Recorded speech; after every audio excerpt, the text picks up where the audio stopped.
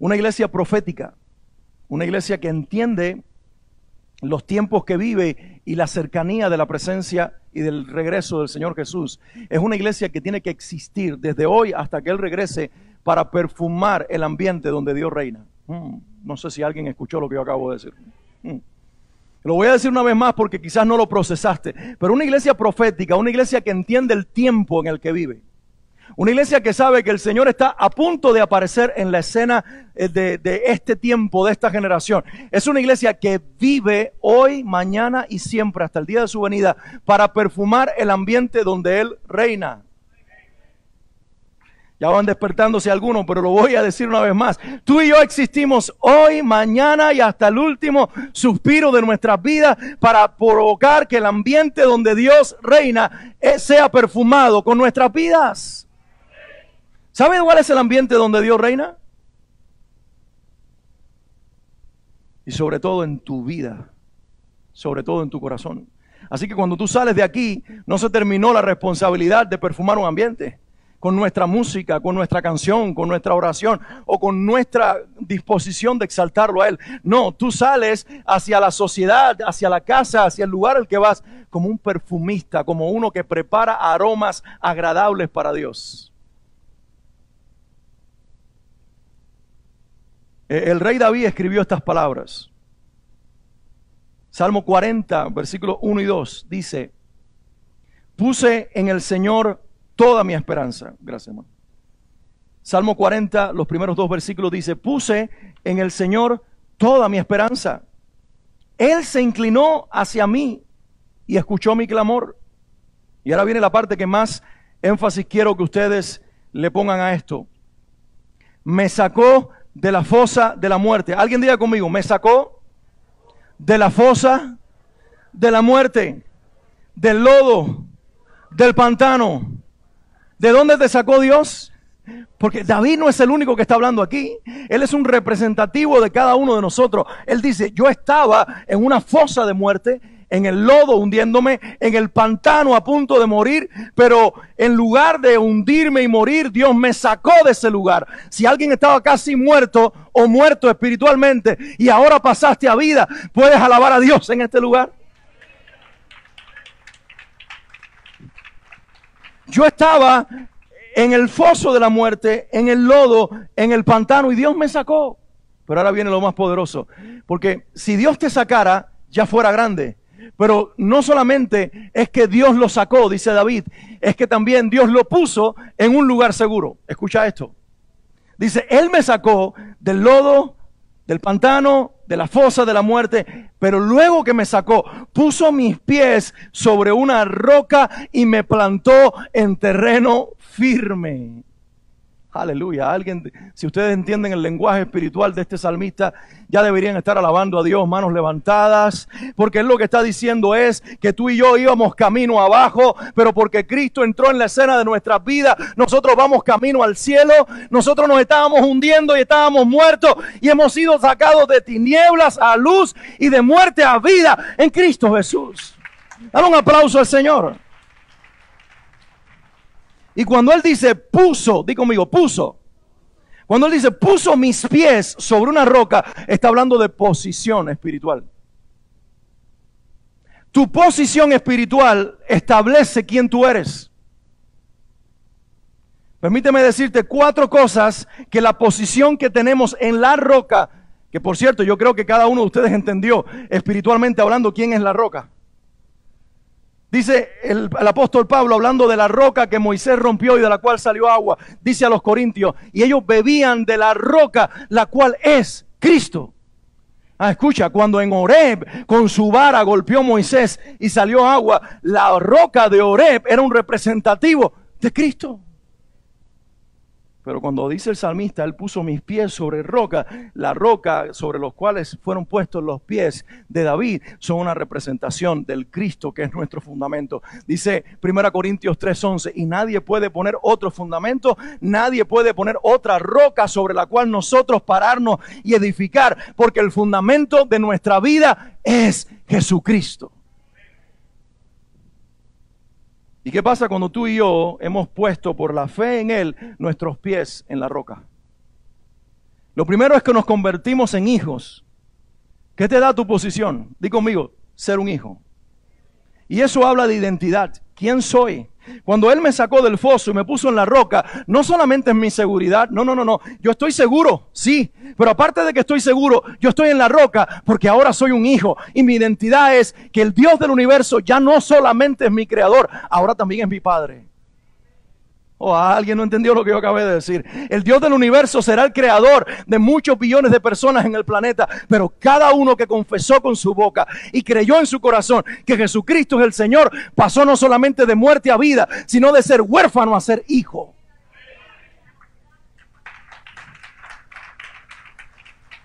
Cuando Él nos puso en la roca, no solamente te convirtió a ti en hijo, a ti en hija y a mí en hijo, sino que también nos hizo habitar en familia. La iglesia es mucho más que un grupo de personas que se juntan para cantar juntos y escuchar un sermón. La iglesia es la familia de Dios. Estar en Cristo me permite ser hijo, identidad, pero ser familia junto con los de la fe me permite pertenecer a una casa. ¿Alguien diga amén? En tercer lugar, nos da la oportunidad de ser pueblo, no solamente hijos y familia, sino ser pueblo, ser nación. Ustedes, dice el apóstol Pedro, son nación santa, son un linaje escogido. Alguien diga conmigo, soy una nación santa. Levanta tus manos, mira mi mano arriba, levanta conmigo, haz este ejercicio y di, soy parte de una nación santa. Está aquí en Estados Unidos, está abajo en el sur de Latinoamérica, están en Asia, en África, en Europa, en todos los continentes. Ahora mismo el pueblo de Dios está existiendo. ¿Y eso qué habla? Si ser hijo habla de mi identidad, si ser familia habla de mi pertenencia, ser pueblo habla de mi cultura. No sé si lo escuchaste. Pero tú y yo, cuando ya aquí, a ver, déjame ver un momentico las manos de los que nacieron en República Dominicana. Los dominicanos. A ver, las manos de los que son cubanos se unen a los que están arriba ahora, dominicanos. A ver, los que nacieron en Nicaragua o tienen sangre de Nicaragua, los que tienen sangre de Colombia. A ver, ustedes por ahí. No podía faltar. Los de Perú, ¿dónde están los de Perú? Dice Alfred, bueno, yo soy neoyorquino. Bueno, pero tiene sangre cubana, brother, levántala también. Entonces todos los que han nacido en diferentes naciones, que tienen diferentes culturas, sea aquí o en otro lugar, levantemos nuestras manos. Pero ahora dice el Señor, y yo me redimí un pueblo de toda lengua y nación. Lo cual quiere decir que ya no somos ni cubanos, ni dominicanos, ni peruanos, ni chilenos. Ahora somos una cultura del reino. Y nosotros tenemos que poner a un lado las idiosincrasias humanas y saber que como soy hijo tengo identidad, como soy familia pertenezco y como soy pueblo estoy estableciendo una cultura, la cultura del reino de los cielos. Ahora, pero estar en la roca nos permite una cuarta cosa. Nos permite ser un ejército armado, preparado y victorioso. Y eso habla de postura, eso habla de autoridad. En algún momento yo voy a enseñar estas cosas, hoy solamente las menciono, porque quería mencionarte todo lo que nosotros somos en la roca.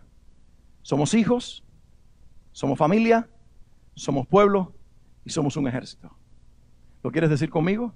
Somos hijos, somos familia, somos pueblo y somos un ejército. Ahora di conmigo, eso quiere decir que tengo identidad, que tengo pertenencia, que tengo una cultura y que poseo autoridad. Todo eso vino de Dios, es de Dios y es para Dios. Y a Él gloria en medio de la iglesia. Dale un aplauso, por favor.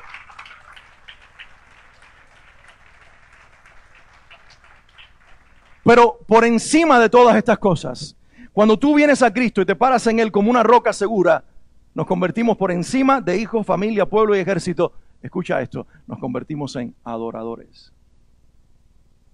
Adoradores. Hijos que adoran a su Padre. Familias que adoran a su Padre. Nación de Dios que adora a su Señor. Ejército que adora a su Cristo y a su Redentor. Somos en todo el sentido de la palabra y sin importar nuestras armas y nuestro lugar en Él, somos adoradores. Alguien diga, soy un adorador. En su diálogo y en su conversación con la mujer samaritana, ella le dice, bueno, ya veo que eres profeta, ¿dónde adoramos? ¿Aquí en el monte de nosotros los samaritanos o allá en el monte de los judíos? Y él dice, bueno, en realidad la salvación viene de los judíos, no porque los judíos traen la salvación, sino porque él venía de una mujer judía, está hablando de él, pero dice, pero la hora viene y la hora es en que los verdaderos adoradores adorarán al Padre, no allá ni aquí, adorarán al Padre en espíritu y en verdad. Porque tales adoradores el Padre busca que le adoren. Alguien diga, amén. No sé si vas entendiendo esto, vas entendiendo lo que estoy diciendo, pero escucha, cuando pone Cristo el Señor tus pies sobre Él, que es la roca, el ser hijo es un regalo de Dios. El ser familia es también un regalo de Dios. El ser pueblo es un regalo de Dios. Y el ser su ejército es un privilegio.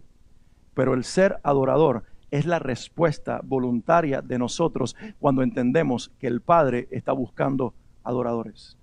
Lo cual quiere decir que hay hijos que todavía no saben adorar. Que hay miembros de la familia de Dios que todavía no entienden lo que el Padre está buscando. Que hay miembros de su ejército que solamente saben guerrear pero no adorar. Porque no han entendido que la mejor batalla es la que se pelea en adoración. Y no hemos entendido que la cultura del reino de los cielos se establece desde la adoración y para la adoración de Dios. Entonces, cuando tú pienses en esto, piensa en todos los privilegios que Dios te ha dado. Soy hijo, soy pueblo, soy familia, soy ejército de Dios, pero el Padre está buscando un adorador que encuentre en mi corazón a uno que sepa perfumar su presencia. Por cierto, déjenme compartirles algo que leía en estos días acerca del perfume. Solamente el perfume. No es un escrito cristiano, es hecho por expertos perfumistas.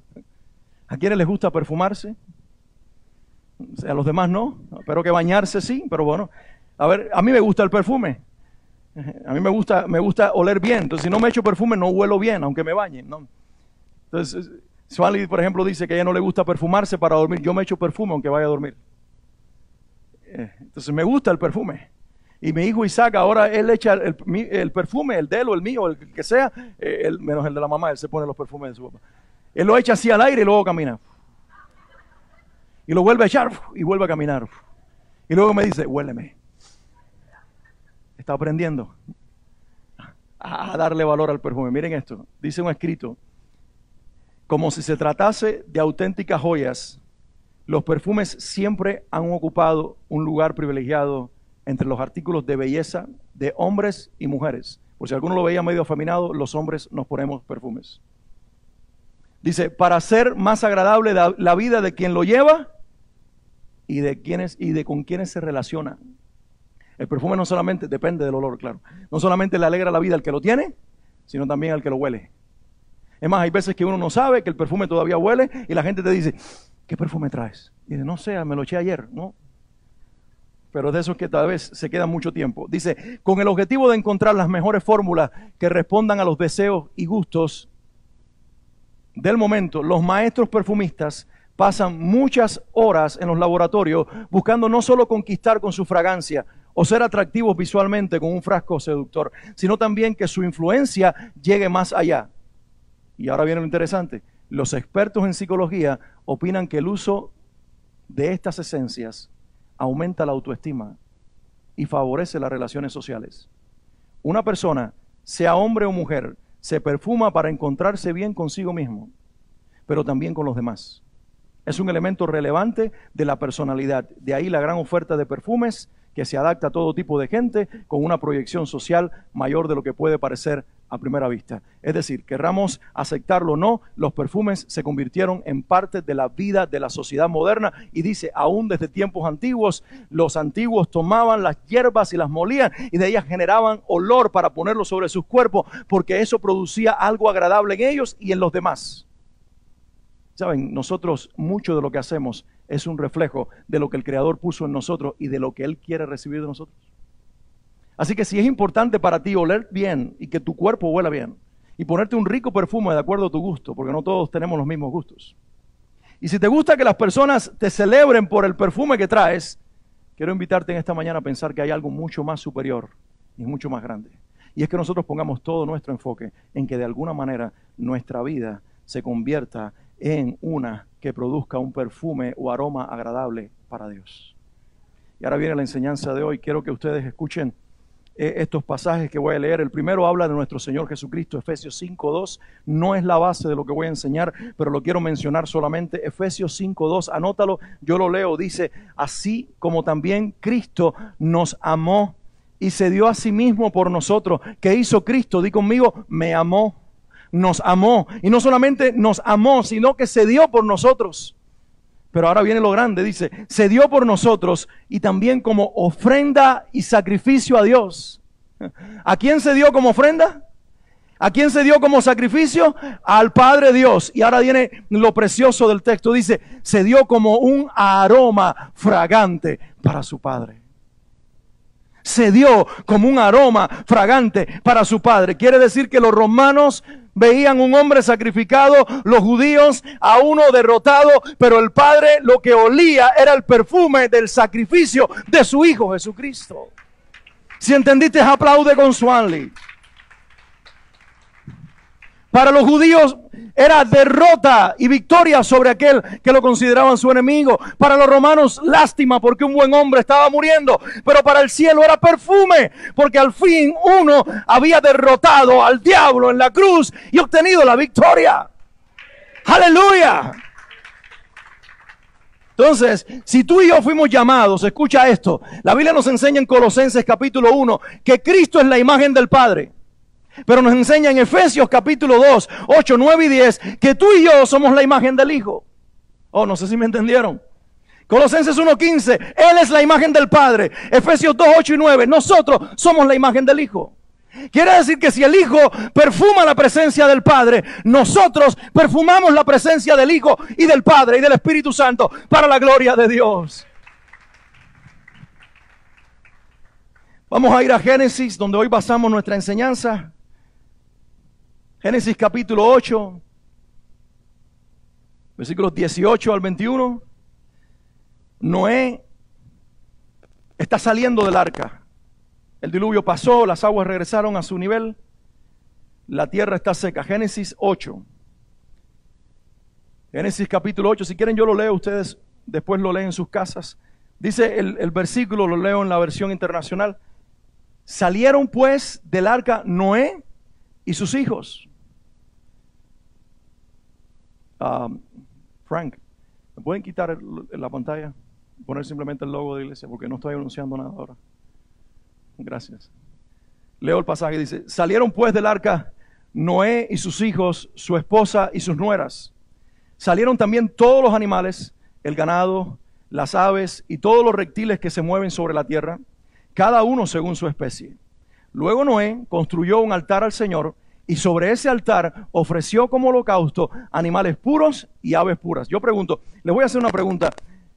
¿Cuántos animales o cuántas parejas de animales entró Noé en el arca? Yo voy a decir Moisés. Moisés no entró al arca. Entonces, ¿cuántas parejas de animales entró Noé en el arca? No. Lean la Biblia, dice que en Génesis dice, y tomarás de los animales puros 7 parejas.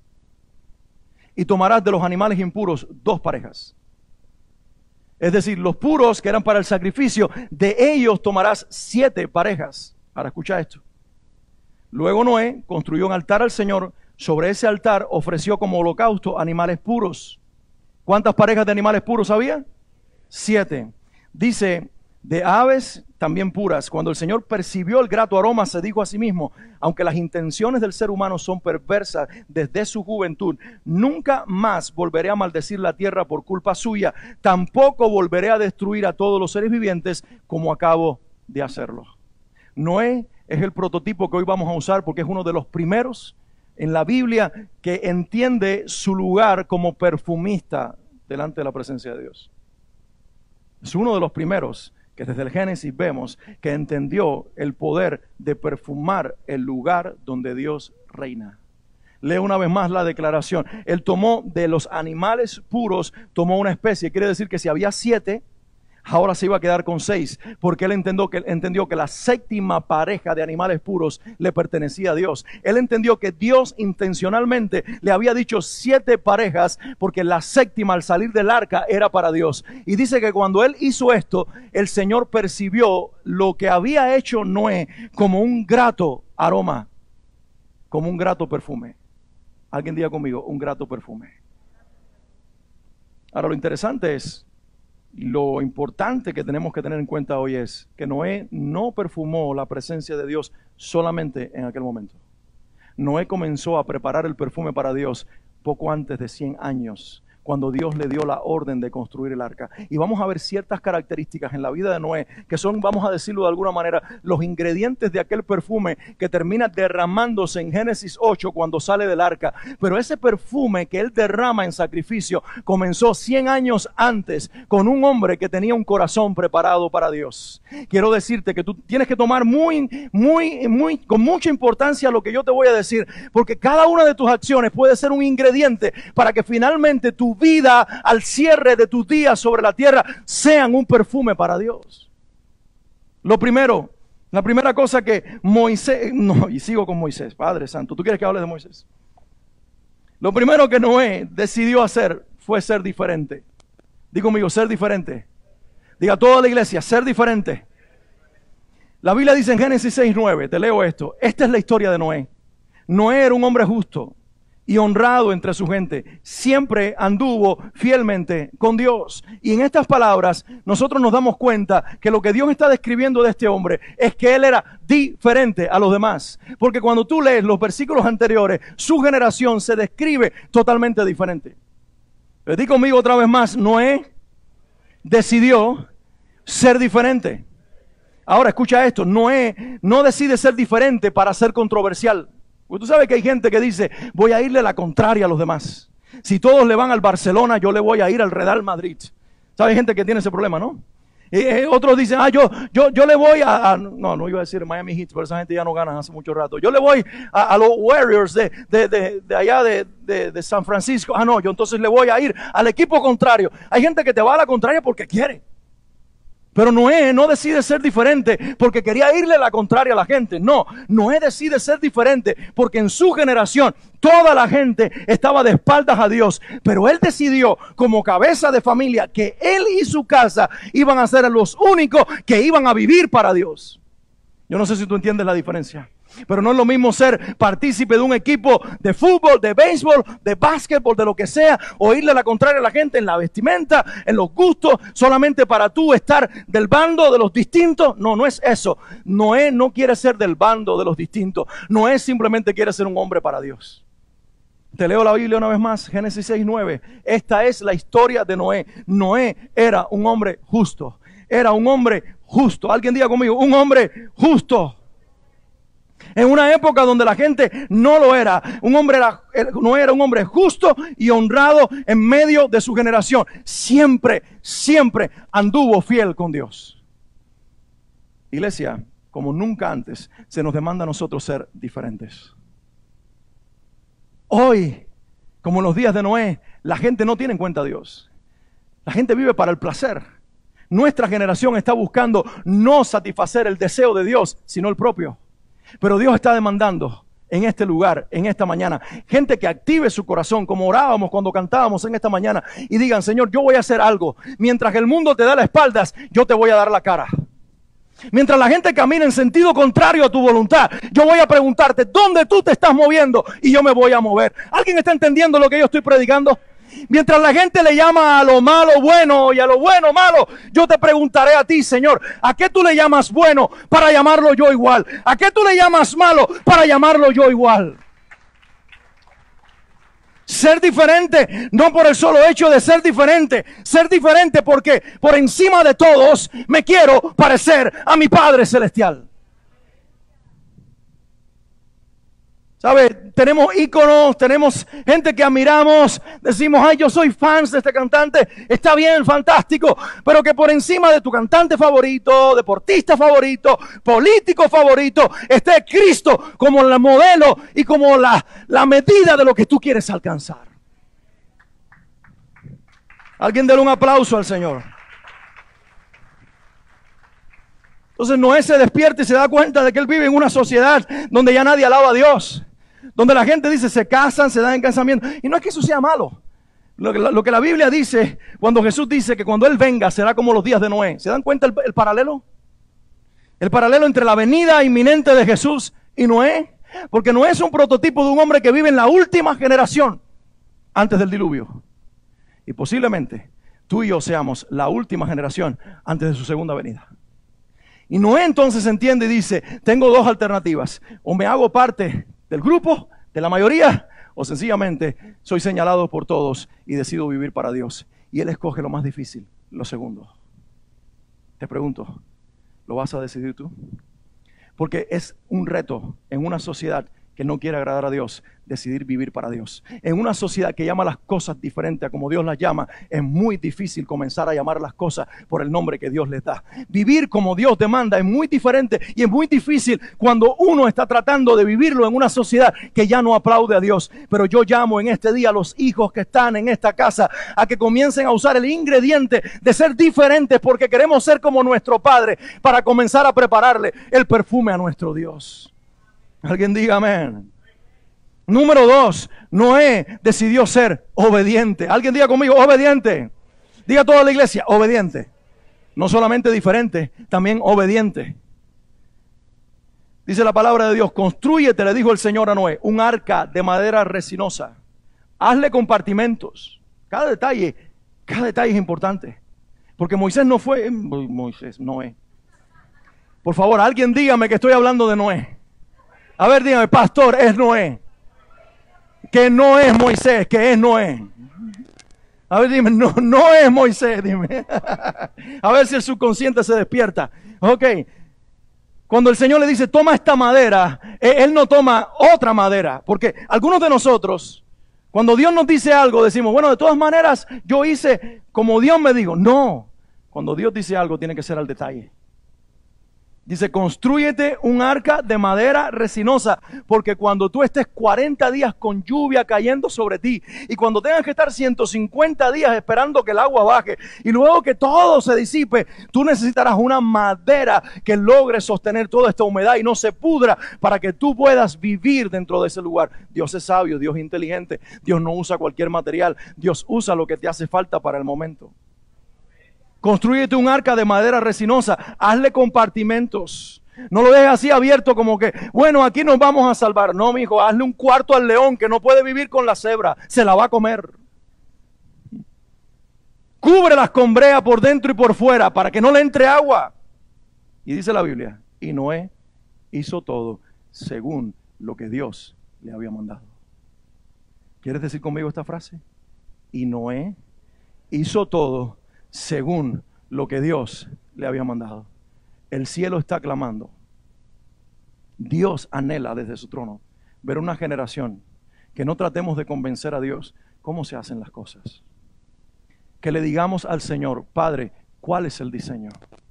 ¿Cómo tú quieres que tu iglesia viva esta generación? ¿Qué tipo de iglesia tú quieres que nosotros seamos? Señor, abro tu palabra y lo que dice tu palabra, eso haré. Escúchame, iglesia, no busquemos el prototipo de iglesia que está siendo exitosa. Nosotros no hemos no hemos sido llamados a ser como Saddleback, aunque Rick Warren ha sido exitoso. No hemos sido llamados a ser como Willow Creek en Chicago. Estoy mencionando nombres de iglesia. No hemos sido llamados a ser como otras iglesias en la ciudad de Miami. No hemos sido llamados a hacer lo que los prototipos de hombres han hecho. No estoy diciendo que no hayan sido de Dios. Estoy diciendo que la iglesia como cuerpo tiene un prototipo en las escrituras y está en el libro de los Hechos. Y tú y yo tenemos que leer. Y lo que esa iglesia hizo, nosotros tenemos que hacerlo. Y lo que esa iglesia creyó, nosotros tenemos que creerlo. Aunque el teólogo fulano de tal te diga que no, el diseño está allí y nosotros tenemos que ser la iglesia que se mueve según el prototipo y el diseño de Dios, para que cuando Dios venga a buscar a su iglesia nos encuentre dentro de la armazón que Él preparó para que su iglesia pueda levantarse con Él. Pero no solamente como una respuesta escapista para cuando Él venga, sino que mientras Él viene nos encuentra a nosotros no solamente siendo, sino también funcionando como Él nos llamó a funcionar. Alguien déle un aplauso al Señor. Escucha esto. ¿Qué te dije? Que Noé en primer lugar, ¿qué fue lo primero que te dije? Era diferente. Y en segundo lugar, ¿de qué estamos hablando ahora? Que era obediente. Escucha esto. Mira cómo se describe a su generación. Dice, la tierra, hablando de las personas, de la humanidad, dice, la creación toda y la humanidad principalmente estaba corrompida. En los días de Noé, ¿cómo estaba la sociedad? Corrompida, y también estaba llena de violencia. ¿Algún parecido con la realidad? ¿Alguien te gritó en el tráfico antes de venir para acá? Esta semana, mientras ibas por el Palmero, ¿alguien te recordó a tu familia? Mientras te subías al 836, ¿alguien te gritó y tú dijiste, ay, me conoce, para darte cuenta que estaban gritando cosas desagradables? ¿Viste en las noticias armas empuñadas, gente matando a otros con sus pistolas? ¿Hay violencia en Miami? ¿Hay corrupción en Miami? Escucha, eso no es nuevo. La tierra, en la 9ª generación, después de Noé, después de Adán, en los días de Noé, ya estaba corrompida y ya estaba llena de violencia. Era una generación, dice la Biblia, donde había demasiada corrupción y donde había demasiada violencia. Por eso, cuando Noé se levanta para ser diferente y para obedecer al Padre, eso es un regalo para Dios. Estamos por entrar al tiempo de la Navidad. Todos estamos pensando en regalos. Pero desde ya te pregunto, ¿qué le vas a ofrecer a Dios? Porque sabes qué es lo que Dios quiere ofrecer. Quiere ofrecer que tú seas distinto a todos los demás. Y quiere el Señor que tú recibas, que Él reciba de tu mano el que tú vivas para Él, obedeciéndole aunque te cueste. Y eso va a perfumar su presencia. Yo no sé ustedes, pero el que cuando yo haga algo para Dios, eso le provoque a Dios el oler algo agradable, eso es todo. Hacer la voluntad de Dios y ser obediente a Dios representaba para Noé en su generación hacer el ridículo. ¿Sabes por qué te digo esto? ¿Han leído ustedes el texto de Génesis? Hay un detalle ahí que no podemos perder de vista. Dice la Biblia, mi Biblia, tu Biblia, nuestra Biblia, la palabra de Dios, que en aquellos días no había llovido por primera vez sobre la tierra. Lo cual quiere decir que hacer un barco en tierra seca era algo no solamente desconocido, sino ridículo. Cuando la gente se le acercaba y le decía, Noé, ¿qué estás haciendo? Y él decía, estoy haciendo un barco. ¿Y eso para qué sirve? Eso sirve para ponerlo en un lugar donde hay mucha agua, porque viene lluvia. Dios me habló y viene lluvia. Y entonces cuando esta gente escuchaba esto, decía, ¿y qué es lluvia? Es agua que cae de arriba. ¿Agua que cae de arriba? Eso es una locura. Hay 9 generaciones viviendo sobre la tierra, desde nuestro padre Adán hasta nuestra fecha. Y nunca eso ha sucedido. Siempre ha subido vapor de arriba. Porque cuando Dios va a cambiar las cosas y va a hacer algo diferente, la gente comienza a decir, no puede ser, porque siempre ha sido así. Pero si Dios ahora no quiere que sea de abajo hacia arriba, sino de arriba a abajo, prepárate porque Dios lo va a hacer. El orden no es lo que siempre ha sido, sino lo que Dios determinó hacer. Alguien debe decir amén. Por eso este hombre lo primero que hace es el ridículo. Todo hombre y toda mujer que decida obedecer a Dios va a hacer el ridículo aún dentro de la iglesia de Dios. Porque hay 2 o 3 que son demasiado inteligentes que te miran y dicen, eso no lo deberías estar haciendo. Bueno, tú quédate como una momia que mientras tanto yo estoy dándole a Dios el perfume de su presencia. Él hizo el ridículo en su generación. Pasó la prueba del tiempo. Ser obediente a Dios para Noé, eso representó pasar la prueba del tiempo. Porque ¿saben cuántos años estuvo construyendo el arca? Más de un siglo. Y cuando tú estás más de un siglo preparando un arca y tú la tienes parqueada en la parte de afuera de tu casa, y la gente pasa y dice, hey Noé, ¿y para qué es eso? Para la lluvia que viene. Hey Noé, pero empezaste joven y ya tienes artritis y tienes reuma y ya no puedes ni con el martillo y todavía fabrica algo que al mismo tiempo te está diciendo que no sucederá. Dice el Señor que en los últimos tiempos se va a levantar una generación que le dirá a los predicadores, ¿no decían ustedes que Cristo venía? ¿Dónde está el cumplimiento de su venida? La gente va a comenzar a burlarse de la verdad de Dios. Van a decir que Dios no cumple su promesa. Pero se levanta Pedro y nos recuerda y dice, no, el Señor no retarda su promesa. Es paciente como para con todo, no queriendo que ninguno perezca, sino que todo proceda al arrepentimiento. Y entonces Noé se pasa más de 100 años martillando la madera, esperando a ver si sus parientes, si sus amigos, alguien se convence de que esto es de parte de Dios y se sume y no solamente lleve él a su familia y unos cuantos animales, sino algunos representantes de la humanidad. Pero todos están corrompidos y tienen el corazón lleno de violencia. Ya no aman a Dios, se aman a sí mismos y lo único que sale de sus bocas es burla. Hizo el ridículo, pasó la prueba del tiempo y por supuesto lució como un excéntrico, porque cuando tú haces lo que los demás no están haciendo, tú eres excéntrico. Eso puede ser llevado a todas las áreas de nuestra experiencia. Por ejemplo, una adoración como la que nosotros tenemos para muchas iglesias es excéntrica. Pero yo prefiero pasar como un excéntrico por adorar a Dios de la manera que su palabra me muestra que desde que Dios es Dios la gente lo adora, a quedarme desde la tradición que no tiene más de 500 años. O adoro como los reformadores, o adoro como David. O adoro como aquellos que dijeron que no había música en la iglesia ni instrumento. O adoro como los que escribieron el Salmo 150 con arpa, con lira y con todo, y que todo lo que respira alabe al Señor. O adoro como mi Dios se goza con la alabanza de su pueblo. O me vuelvo como algunos que por una tradición están diciendo que no. Perdóneme si alguien no entiende lo que digo. No es mi intención ser controversial, pero prefiero ser excéntrico, radical, en lugar de quedarme raquítico espiritualmente, porque no he entendido el privilegio de darle a mi Dios en los términos que Él lo pidió, la adoración que perfuma su presencia, la vida que perfuma su presencia. Una iglesia que hoy obedece a niveles que la sociedad moderna no tolera.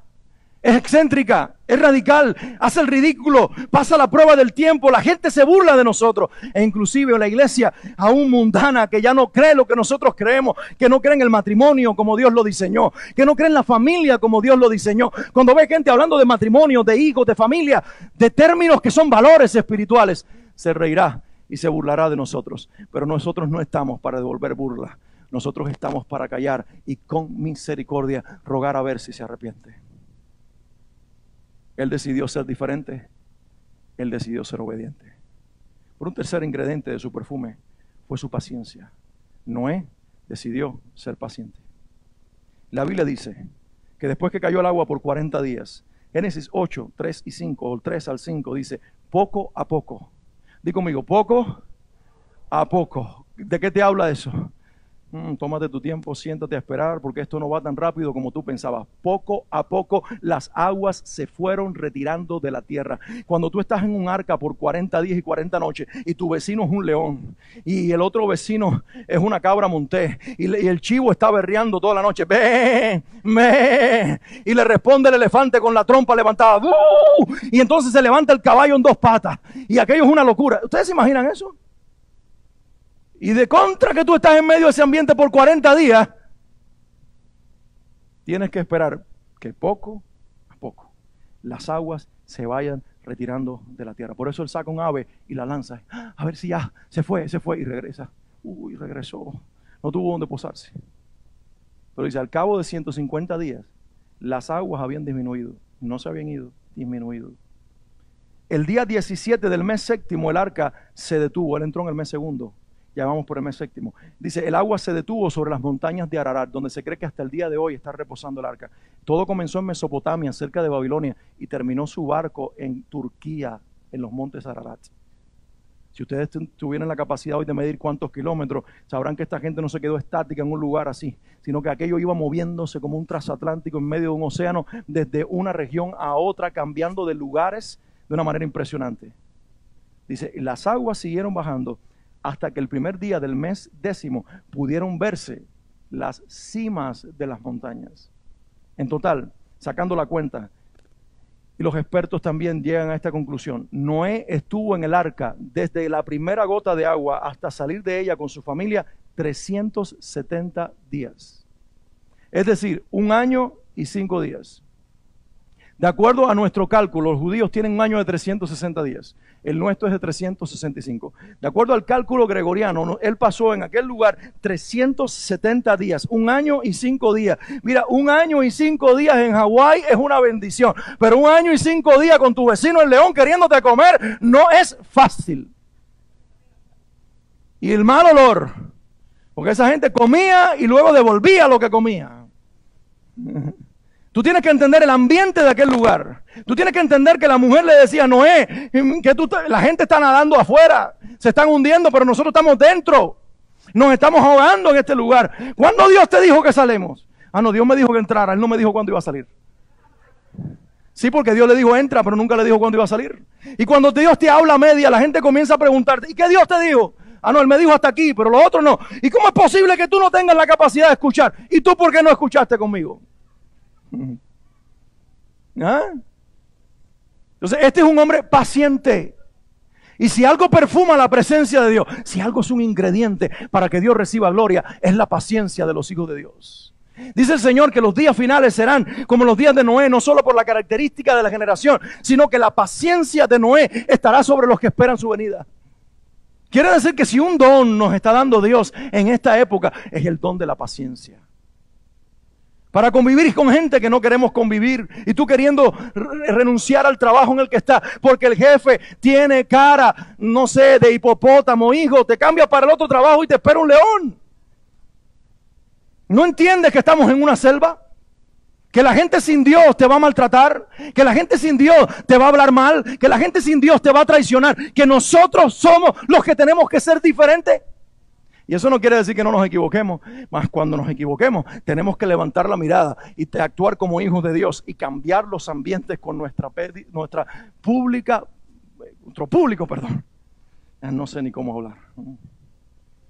Noé decidió, eso es amor, gracias mi vida. Noé decidió ser paciente, no solamente diferente, no solamente obediente, también paciente. Escúchame, a lo mejor tú estás en el medio de un proceso y sientes que no puedes salir de él porque lo que te cubren son aguas. A lo mejor sientes que te estás ahogando porque el lugar en el que estás, espiritualmente hablando, emocionalmente hablando, es como un arca encerrada. A lo mejor tú sientes que la gente que está alrededor tuyo no es la idónea porque funcionan como animales. Pero tú tienes que entender que ese lugar donde Noé estaba, así como el que tú estás, no es donde tú te pusiste, sino donde te puso Dios. Uy, yo no sé si alguien escuchó esto. 370 días dentro del arca no fue por voluntad de hombre, fue por voluntad de Dios. Quiere decir que hay momentos en nuestra vida que donde reina es el diluvio. Lo que te ampara es un arca y los que te rodean son animales o lucen como animales. Pero ahí está Dios y ahí está su voluntad. Alguien tiene que aprender a celebrar con paciencia donde reina Dios. Algunos de ustedes son muy inteligentes y ya están pensando y están diciendo, pastor, pero Noé no tenía alternativa y yo sí. Noé no podía salirse del arca porque se iba a ahogar con los demás. Si Noé abría la puerta de arriba, fíjense que el arca no tenía puertas a los lados para que el agua no penetrara. Tenía una puerta arriba que cerró Dios. Interesante, porque Dios dijo, si yo no la cierro, Noé la abre. Yo la cierro y le pongo el candado. No es una broma, yo no creo que Noé iba a hacer eso.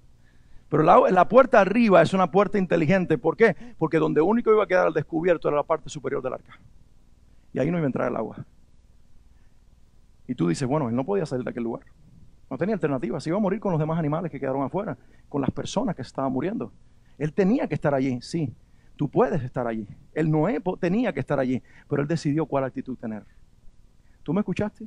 Una cosa es que tú estés donde tienes que estar y otra cosa es qué cara tú le pones a la situación. No, algunos están bajando la mirada, otros ya se durmieron, algunos ya llegaron al cielo y dijeron, Señor, a ver, señores, mírenme a mí, si no quieren no me miren, mira a tu vecino y dile cambia esa cara que así no se camina en el arca. Es decir, lo que Dios quiere es que ante la prueba y la situación donde Dios te está haciendo vivir, tu cara sea como la del cielo. No tienes el dinero que necesitas para pagar tus cuentas. Hello, no lo tienes ahora, lo tendrás en el momento justo. Tal vez tú estás queriendo pagar algo que Dios no quiere pagar. O tal vez lo que estás queriendo pagar ahora, mañana lo va a pagar el Señor. Escúchame esto, no hay justo desamparado ni su descendencia que mendigue pan. Y cuando el cielo te ministra de que tú no terminarás en la calle, sino que cuando tú te alineas con la voluntad de Dios, trabajas y haces lo que te toca hacer, el Señor te bendecirá, sí que te bendecirá, porque eres un hijo, tú vas a cambiar la actitud y vas a cambiar la cara. Cuando tú tienes una situación médica como la que estamos viviendo nosotros ahora, pero tú entiendes que en medio de esto está Dios metido, aunque por momentos los tendones no te estén funcionando, tú sabes que te funcionarán, porque el que te hizo en el vientre de tu madre, Él te levantará. Y mientras vivimos el proceso, lo vivimos con la mejor cara.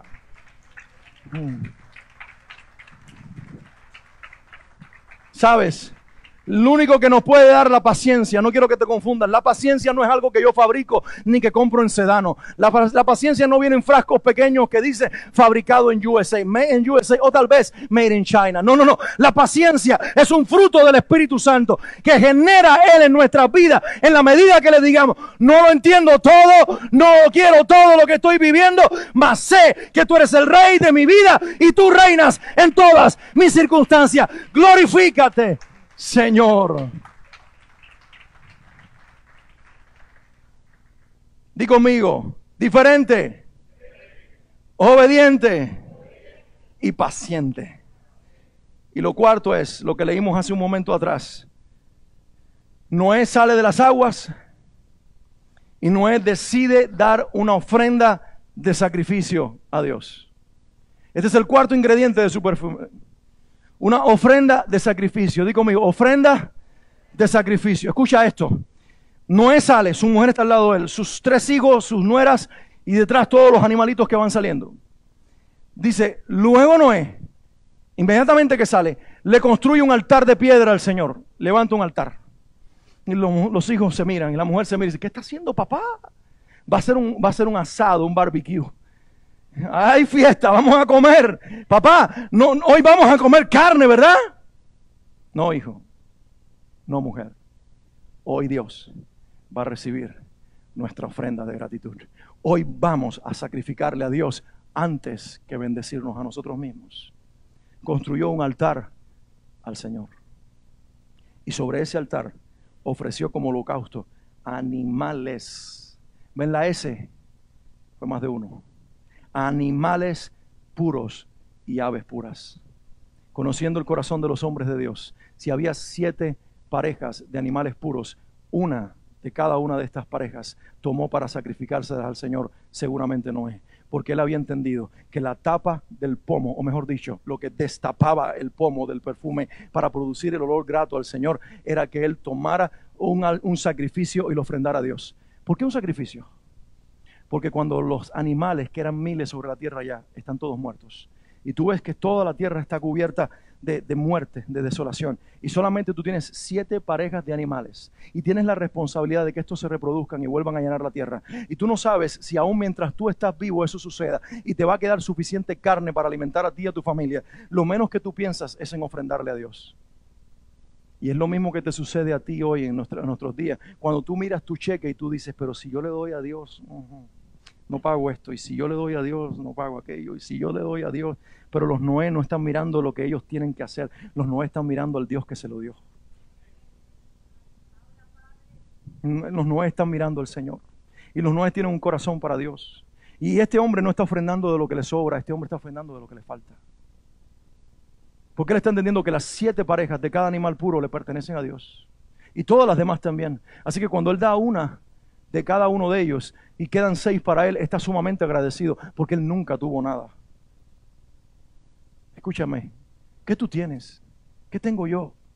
Deberíamos decir nada, porque todo lo que hoy tenemos fue lo que Dios nos dio para que entráramos con él al arca, y cuando saliéramos entendiéramos que de ahí tenía que salir un sacrificio. De ahí tenía que salir un sacrificio. Tus momentos de mayores crisis deberían ser tus momentos de mayor alabanza y de mayor ofrenda. En tus momentos de mayor escasez es cuando más fiel debe ser a la obra de Dios. Es cuando más fiel debe ser tu sacrificio. ¿Por qué? Porque tú estás diciendo, no, Señor, no puedo darte de lo que me falta. No, Señor, yo te estoy dando hoy de lo que aparentemente escasea, porque yo sé que en todo momento tú das lo justo, y si mañana habrá falta de más, tú darás más. Y tú vas a llenar mi casa de las bendiciones materiales en la medida que mi corazón esté lleno de tu presencia. ¿Sabes para qué Dios estableció la ofrenda? Dios estableció la ofrenda para quitar un ídolo del corazón y sentarse el Dios. Dios estableció la ofrenda del sacrificio para que cuando los hijos de Dios damos de lo que nos duele, emprendamos nosotros un camino donde Dios se convierte en el centro y Él se hace el dueño. Y dice la Biblia que cuando finalmente Él hace este acto, junto con todo lo demás que vino haciendo, de ser obediente, diferente, paciente, y ahora ofrenda desde su sacrificio, la Biblia dice, y el Señor percibió todo aquello como un perfume agradable. Y tú dirás, pastor, ese es el Antiguo Testamento. ¿Qué manía tenemos nosotros de descuartizar la Biblia? Yo veo a Dios desde Génesis hasta Apocalipsis. Yo veo a Cristo desde el capítulo 1 de Génesis hasta el Apocalipsis final. Yo no veo a Dios separado por testamentos. Yo veo a Dios revelándose distinto a los hombres a través del tiempo, pero Él siendo uno solo. Y Dios nos está enseñando a través de los hombres de fe en las Escrituras cómo un hombre de fe en el siglo XXI debe vivir justo cuando nosotros estamos a punto de recibir al Señor y la tierra sea el objeto de su juicio, como Noé tuvo que vivirlo. Iglesia preciosa, Nosotros hoy, como nunca antes, tenemos que ser una generación de hijos e hijas de Dios, que seamos perfumistas. No solo para oler bien, ni para que la gente se sienta agradable alrededor nuestro, sino sobre todas las cosas, para que Dios huela el perfume de nuestras acciones y el perfume que sale de nuestro corazón y Él se sienta agradable. Quiero invitarte a que te pongas de pie un momentito. Todavía no vengan los músicos porque no quiero que nadie se me distraiga, porque ahora viene una parte poderosa en toda esta descripción. Dice la Biblia que cuando Dios percibió el aroma, escucha esto, cuando Dios olió el perfume de Noé, ay, padre, cuando Él percibió el perfume de lo que Noé había sacrificado, escucha esto, dijo Dios, di conmigo, dijo Dios, aunque las intenciones del ser humano son perversas, aunque al guardar a Noé con su familia y sacarlos del arca no se terminó la perversidad, aún en el corazón de ellos hay perversión, aún en su descendencia seguirá habiendo pecado sobre la tierra, aún sus descendientes tomarán decisiones equivocadas, y aunque las intenciones del corazón de los seres humanos es perversa desde su juventud, nunca más volveré a maldecir la tierra por culpa del pecado del ser humano. ¿Sabes por qué Dios dijo eso? Porque Noé lo primero que hace cuando sale del arca es hacer sacrificio para Dios. Y cuando Dios ve a un hombre que ha sido diferente a todos los demás, obediente a sus mandatos, paciente en el proceso, que cuando sale no se come un pedazo de carne con su familia, sino que lo sacrifica primero a Dios, a lo mejor con hambre en el vientre y con necesidad en su vida, Dios dice, jamás la tierra será cubierta con agua, pondré mi arco en las nubes. Y cada vez que la lluvia caiga sobre la tierra y vean el arco mío en las nubes, recordarán que hice pacto con Noé y que nunca más volveré a maldecir la tierra por culpa del pecado de los hombres. Hago pacto con Noé y hago pacto con su descendencia. Escúchame, cuando tú y cuando yo, cuando todos nosotros nos convertimos en perfumistas del Señor, estamos comprando la bendición de los que vienen después de nosotros. Estamos comprando el derecho de que nuestros hijos sean benditos como nosotros somos benditos. Salmo 37, 27, el salmista dice, fui joven y envejecido, pero nunca he visto justo desamparado. Ahí termina. No, ni su descendencia que mendigue pan.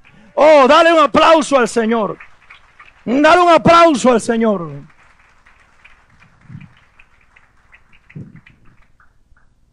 Sabes, todavía nosotros estamos siendo benditos porque Noé compró la bendición de las 1000 generaciones. Éxodo 20, visitaré la maldad de los hijos sobre los padres hasta la 4ª generación, pero luego tendré bendición y bendeciré a millares. Y algunos ponen allí en la versión de 60 dice a millares, pero hay versiones que entienden esto y dicen a 1000 generaciones. Nosotros todavía estamos parados en una bendición. La tierra no se ha destruido. El arco sale en las nubes. Dios sigue dándonos comida. Dios sigue sosteniéndonos. Dios, debiendo destruirnos, nos bendice. Dios envió a su Hijo Jesucristo. Porque además de Abel, que hizo un sacrificio agradable para Dios, hubo un Noé a punto de entrar en el arca y después de salir del arca, que glorifica el nombre de su Dios y perfuma su presencia. Quiero que cierres tus ojos un momento. Fran, quiero que vengas tú nada más y toques el piano ahora. Estamos cerrando este tiempo. Pero yo quiero que ahora mismo le preguntes al Espíritu de Dios que vive dentro de ti. ¿Cómo yo puedo, Señor, fabricar un perfume para ti? De todo esto que yo he recibido en este día, Señor, ¿con qué me quedo? Dios quiera que sea con todo. Dios quiera que hoy hagas un compromiso y un pacto con Dios y le diga, Señor, yo decido sumar a mi vida el ingrediente de ser distinto a los demás, porque quiero parecerme a ti. Señor, hoy sumo a mi vida el ingrediente de la obediencia y lo mezclo con el ser distinto y apartado para ti. Hoy hago pacto contigo de pedirle al Espíritu Santo todos los días que me haga paciente para la gloria tuya. Y mi paciencia se mezclará con mi obediencia y con mi decisión de vivir para ti. Y hoy tomo todo lo que tengo, mis finanzas, mis posesiones, mi tiempo, mis recursos, mis talentos, Y como parejas de animales, tomo mis talentos como la representación de una de las parejas de animales. Tomo mi tiempo como la representación de otra pareja de animales. Pongo mi dinero representando otra pareja de animales. Pongo mi trabajo, mis capacidades, como si fueran otras parejas de animales. Y todo lo pongo sobre el altar del sacrificio y te lo ofrezco como una ofrenda para ti, Señor. No porque me sobra, sino porque aún en mi necesidad, tú eres mi Dios.